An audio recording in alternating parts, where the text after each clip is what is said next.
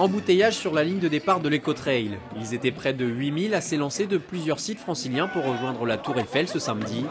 Sur l'épreuve reine de 80 km au départ de la base de loisirs de Saint-Quentin en Yvelines, les concurrents se préparent à un effort d'une extrême intensité.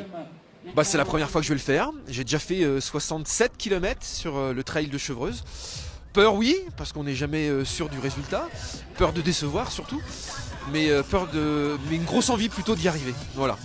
Quelques années, je ne sais pas moi, peut-être 40 ans d'entraînement. Mais je continue toujours et ça me plaît autant. Oui, on vient de Corse, on a fait le déplacement exprès pour faire cette course. On l'a déjà fait l'année dernière. On a été obligé d'abandonner au 40e kilomètre à cause des cloques. La plupart s'entraînent exclusivement pour cette course depuis 3 mois, par dose d'une centaine de kilomètres par semaine. Sur une distance aussi longue, le trailer doit surtout gérer son alimentation.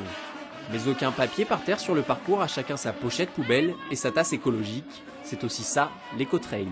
Pour moi, le trail, ça rime un peu avec écologie. Pour moi, les trailers doivent aimer la nature et donc le fait que ce soit écologique, c'est un plus. Au terme des 80 km, Sylvain Course est imposé en 5 h 48 minutes et 58 secondes.